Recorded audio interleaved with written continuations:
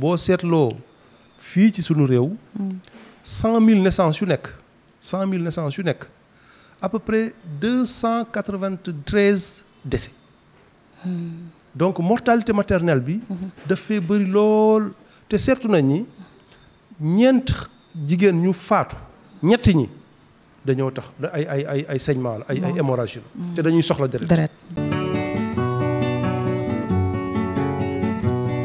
suma tante ji nekk kaw ga tante ji nekk kaw ga tétanos daaneel ko taagaañu woon nak ileer jël suuf taf ca góom ga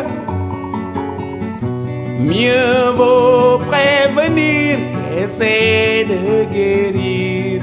Bonjour, comment ça va et comment va la santé. mbokk internaute du centre de santé Annette Mbaye d'Erneville ñu ngi leen di nuyu teewaat fii ci biir CNTS di centre national de transfusion sanguine fas yéene seq waxtaan ak professeur Diop professeur Diop ñu ngi lay nuyu. ñu ngi lay fay bu baax. kan mooy professeur. alors man maa ngi tudd Saliou Diop donc professeur d'université de spécialité hématologie mooy lépp lu jëm ci mbirum feebaru deret moom lay jàngale. man maa itam directeur du centre national de transfusion sanguine. lan mooy importance su don de sang. waaw maye deret lu am solo la ndax am na feebar yu bëri yoo xam ni nit ki dina toll foo xam ni deret bi mu am dootul doy pour assurer fonction yi nga xam ni moom lañ ci laaj. bu eggee foofu nag deret rek dañ ko mën a sol. malheureusement deret amagul possibilité ñu defar ko fenn.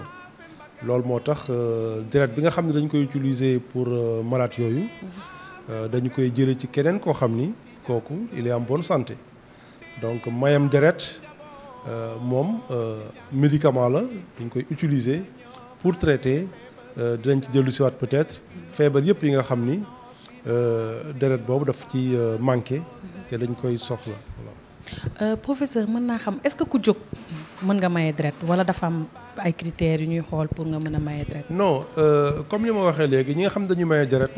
dañu nekk ñoo xam dañu war a nekk en bonne santé. en bonne santé ndax naam dañuy jéem a faj ñan mais bëgguñu aussi kii maye deret dara wàññeeku ci moom. xam nañ ni deret suñu biir yaram dañ koy togg di ko togg en permanence. bu fekkee yow maye nga deret say yax aussi dafay defaraat yeneen pour remplacer ko.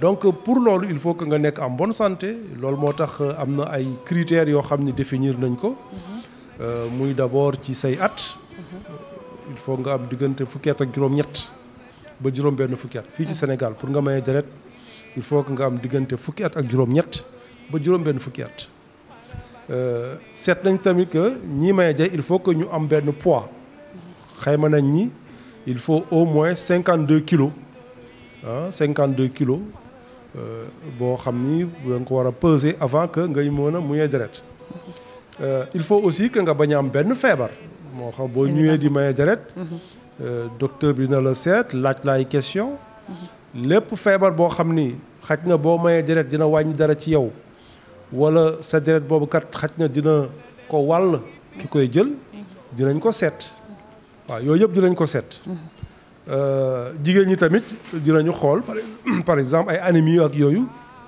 dinañ ko xool pour xool est-ce que bu ñu amuñu ko ci loolu yëpp daal la ñuy xool avant ñuy permettre que nit ki maye deret su fekkee maye nga deret tey bu dee jigéen nga da nga war a toog ñeenti weer. maanaam 4 mois. 4 mois. avant ngay maye waat deret bu dee góor la nag da nga war a toog lu met ñetti weer 3 mois.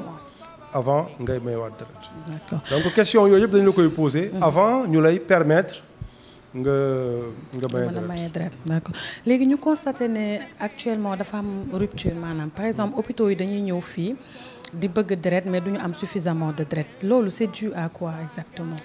non xam nga loolu c'est-à-dire nit ñi nga xam ne ñëpp dañoo war a dugg ci mbiru mayam deret ñoom ñoo ci amul information yi war.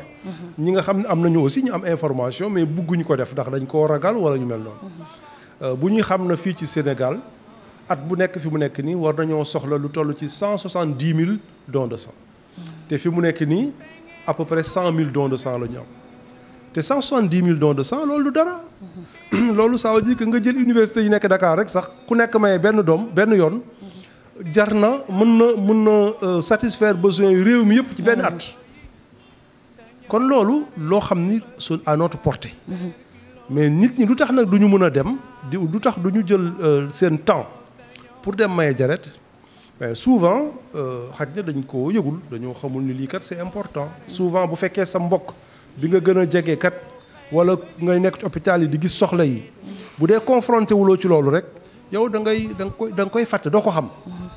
waaw am na ñoo xam ne dañoo ragal yaakaar nañu suñu ñëwee piqûre beeg ay ak feebar yu ñuy génn rek mais loolu aussi ma ci dalal seen xel feebar yi nga xam ne yëpp dañ koy jéem a tester ci say yooyu yëpp léegi c'est plus intérêt nit ki mooy que bu dee am na mu xam ko faj ay garab am na mieux vaut que donc nga xam ko jël ci ay jumtukaay au lieu que nga koy bàyyi rek donc maye deret aussi dépistage la da lay permettre yow nga xam sa wér-gi-yaram bu dee da nga koy def régulièrement muy ñetti weer bu nekk wala ñeenti weer bu nekk mais dina la permettre chaque fois ngay gisante ak docteur ñu lay jëlal sa tension di la xoolal ndax anémie woo di la defal ay analyse donc loolu lu am njariñ la ci ki nga xam ni moom mooy maye deret. d'accord docteur yan feebar ñooy soxla deret maanaam ñi nga xamante ne ni dañuy ñëw fii ñu war leen a may deret yan feebar. boo jëlee fii ci réew mi. ñi nga xam ni ñooy ëpp lu ñuy jël deret. mooy jigéen ñi nga xam ni dañuy am doom di nàcc. accouchement. waaw parce que daf ci bëri jigéen ñu bëri ñoo xam ni bu ñuy accoucher dañuy nàcc lool te loolu bu fekkee ni deret kat fekkul ni période boobu am nañu deret ci hôpital bi ñu utiliser ko. day am retard ci seen prise en charge. loolu moo tax boo seetloo fii ci sunu réew. 100 000 naissances yu nekk à peu près 293 décès. donc mortalité maternelle bi. daf fee bëri lool te seetu nañ ni ñeent jigéen ñu faatu ñetti ñi dañoo tax ay saignement la ay hémorragie la. te dañuy soxla deret dëgg la. donc ñoom ñoo gën a am di si topp mooy xale yi nga xam ni dañuy am ay sibbiru dañuy am anémie ak tamit de plus en plus léegi da ngay gis am na feebar yoo xam ni avance daaw ñu leen tëj faj ñu roog ñi nga xam ne dañu am cancer. ñi nga am cancer ñoom dañuy am ay chimiothérapie yoo xam ne bu ñu koy def chaque fois dañu war di leen may deret. dinaa ci dolli tamit ñi nga xam am nañu insuffisance rénale. xam nga ñooy aussi hémodialyse dañuy jël toujours parce que dañuy changer seen deret. waaw léegi nag yeneen aussi mooy feebar yu bëri ñi nga xam dañ leen di opérer ak toutes ces maladies nga xam de plus en plus dañuy soxla deret. dañu nekk ci état boo xam ni sunu médecine day gën a moderniser wu donc plus médecine bi di gën a moderniser wu plus ñuy utiliser deret comme un produit boo xam dañ ko war a dolli ci traitement yi nga xam ni dañuy utiliser dañ koy jël. donc ñoo ngi seq waxtaan ba tey ak professeur Diop. comme niñ ko waxee suñu mbokk internet yi mën nañu suivre ci suñuy plateforme de communication centre de santé Annette Mbaye à Derneville. professeur mën nañ xam ñaata donneur ci statistique ñaata donneur ngeen di am par jour. waaw fii ci centre de transfusion sanguine bu Dakar. am nañu ay site fixe yi mooy fii ci hôpital Fann fii ci centre bi au niveau de Fann. am nañ beneen site fixe également bu nekk à l'hôpital Roi Baudouin fi mu nekk nii sax ñu ngi tabax beneen site fixe boo xam ni ñu ngi koy def fële ci Tëngéej. donc site fixe yooyu bu ñu ko xaymaa bis bu nekk dinañ am lu toll ci entre juróom fukk ba juróom-ñaar fukki nit entre 50 et 70 dons de sang ñoo xam dañuy déplacé wu di ñëw di ñu fekk si pour ñu di may deret. am nañ tamit ay équipe mobile yi ay association yi wala yenn sociétés yi bu ñu leen organiser ñun ñoo leen di fekki donc mun nañ xayma ni chaque jour suñu équipe mobile yi en moyenne dinañ ci am diggante 100 de dons de sang. donc boo ko seetloo daal entre 150 ba 180 dons de sang la ñuy am par bus fii ci centre de transfusion. alors bien sûr ça dépend ci période yi par exemple boo duggee ci ramadan bi fi mu nekk nii presque ramadan don de sang yi amatul donc ça dépend ci yenn période yi aussi pendant les vacances nga xam ni étudiants yi yëpp dañuy ñibbi par exemple don de sang itam day wàññeeku trop. Professeur tey jii ku amoon par exemple bëggoon organiser journée de dépistage don de sang. pour organiser don de sang loolu lu yomb la. da ngay soit nga bind au centre de transfusion. bind lettre directeur bi. soit alors nga déplacé wu gisanteeg en tout cas d'habitude il y a une équipe il y a un service. boo xam ni moom mooy nekk en relation ak ñëpp ñi nga xam ne dañu bëgg a organiser. su ñu amee information bi. ñu d'accord ci ban bis lañ koy defee fan lañ koy defee dinañ la laaj nga xool ñaata nit nga xayma ni dinañu maye souvent dañ lay jox benn liste yow nag yaay dugg ci nit ñi xool bi ba xam lieu bi ñun nag ñooy jël sunu matériel parce que xam nañu ñaata personne la matériel bi donc loolu moo tax ñu koy jël sunu matériel ñooy déplacé wu ba foofu li ci des yëpp ñun ñoo koy gérer ñun ñooy déplacé wu ñun ñooy def prélèvement yi bu ñu paree ñun ñoo leen di jox collation yi donc amul benn problème par rapport à ça mais daal li ñuy laaj si population mooy rek yéen à leur niveau ñoom ñu xool ba daje ba gisante ba xam ñaata lañu ñëw informé ñu. voilà léegi ñu ngi ci période Ramadan. ndax bataille d'honneur yi dinañ ñu ngi ñëw di maye deret maanaam Ramadan est-ce que ça coïncide avec don de sang. non Ramadan bu nekkee Ramadan bi souvent nag li ñuy am si maye deret dafay wàcceeku lool day wàcceeku lool. loolu moo tax d'ailleurs avant Ramadan bi toujours mois bi nga xam ni moom mooy ñëw avant Ramadan bi dañ koy préparer. d'accord pour am benn stock boo xam ni stock bu am importance la bu ñu pour mun a couvrir le mois de Ramadan parce que pendant Ramadan yi malade yi ñoom xamuñu Ramadan ak bañ a Ramadan. mais ci Ramadan bi aussi dina am ay quelques mosquées yoo xam ni dañu d'accord ak ñoom bu ñu dogee ñun ñu ñëw def foofu ay prélèvements. ay dons de sang après la rupture du jeûne. dinañ tamit dem si paroisse yi. mais xam nga ren aussi Ramadan bi ak carême ñoom ñoo presque même mois la donc loolu certainement cette année dina wàññeeku trop activités yi ñu daan def par exemple dans les paroisses. d'accord léegi pour sensibiliser. lan ngay sensibiliser population sénégalaise bi pour ñu ñëw di maye deret parce que xam nañ ne boo mayee deret tu sauves des vies donc sensibilisation bi lan lay doon. waaw xanaa rek may fàttali deret lu am solo la. ci wér-gu-yaram waxtu bu ñu toog minute bu ñu toog nañu xam ni am na ay malade yu nekk tëdd ci seen lal. di xaar. pour ñu leen di may deret bu fekkee deret bi amul foofu day wàññi traitement yi ñu leen di def am na ñoo xam ne dañ leen di traiter pour des cancers kenn mënu leen traiter am na ñoo ñu war a opérer kenn mënu leen opérer am na ay femmes yoo xam dañuy accoucher di décéder ndax rek deret amul.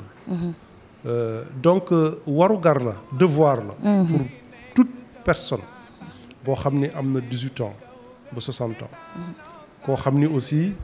mi ngi ci am na wér-gu-yaram amul benn gàllankoor ci wér-gu-yaram devoir la mu jël juste 30 minutes 30 minutes dem ci fi nga xam ne dañuy maye deret mu nekk soit centre de transfusion ñu ngi ubbi ba 17h day ubbi même samedi matin sax day ubbi. kon 17 ku fi ñëw ba 17h. 8h ba 17h. war nga mun a maye deret. booy ñëw jërul sax ngay bañ a ndékkil mun nga ndékki. kon mën nga lekk ba pare mun nga lekk ba pare doog a ñëw. maye deret de 8h ba 17h. même samedi du impacté en rien. donc effort boobu daal laay ñaax nit ñi nga xam ne mën nañ ko def. ñu def ko et puis boo da nga am sensation vraiment d'être utile. ndax deret bi nga maye mi ngi permettre ñeneen nit di sauver dundam. léegi mën ngeen ñu wax ci nécessité communication est-ce que yéen a ngi communiquer dans ce sens-là. waaw xam nga communication yow li ngay déployer rek nga xam. mais doo mën a souvent mesurer doo mën a parce que xam nga communication outils yi aussi dafa saturé parce que y a beaucoup de communication. Oui. et donc mais dañ koy continuer di ko def de plus en plus dañuy cibler type de communication bi effectivement ñu ngi utiliser beaucoup communication digitale. ñu ngi interpeller directement parce que. interpeller directement mooy que dañuy bind souvent les organisations les sociétés pour demander leen pour ñu ñëw def collecte chez eux.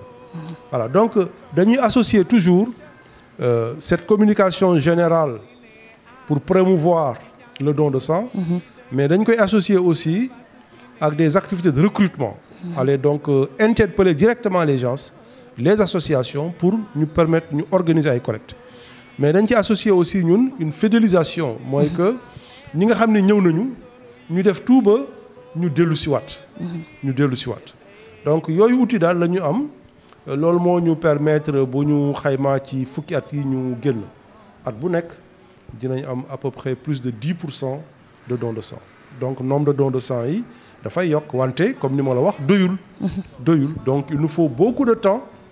Donc dañu mën a remercier yéen ñi nga xam ne ngeen ñu jàppale aussi ci communication parce que il est clair que benn communauté ñi fa dëkk ñoom ñoo leen gën a mën a sensibiliser sur des activités donc cette communication locale est également très très importante et j'espère qu'en tout cas bu si ñëpp jàppee nit ñi dinañ gën a am sensibilisation dina gën a am sensibilisation sont plus sensibilisés pour mbirum affaire maye deret. waaw professeur ñëw nañ ci suñu cappaandaw entretien donc di la jaajëfal di la remercier ce mot de la fin lan la. waaw sama mot de la fin xanaa di leen remercier rek li ngeen ñëw di souhaiter également que Ramadan bi ñu dugg mu nekk weer boo xam ni yàlla dinañu baal suñuy bàkkaar defal ñu lépp lu ñuy tey di leen féliciter également ci liggéey bu am solo bi ngeen di def parce que une équipe de communication ci benn centre de santé je pense que du bëriwul kii centre de santé yi koy def te loolu yaakaar naa da ngeen comprendre très bien que nit ñi dañuy bëgg ñu leen di wax dañuy bëgg di jokkoo ak ñoom di leen di sensibiliser di échanger ak ñoom donc liggéey bu am solo la. merci professeur merci ci disponibilité bi ñu ngi lay jaajëfal mbokk internautes yi loolu lañ leen indiloon tey fii ci biir CNTS di centre national de transfusion sanguine ñu doon sekk waxtaan ak professeur Diop di leen jox rek rendez-vous très prochainement. Et abonnez-vous sur notre chaîne YouTube Centre de santé Annette Mbaye d'Erneville.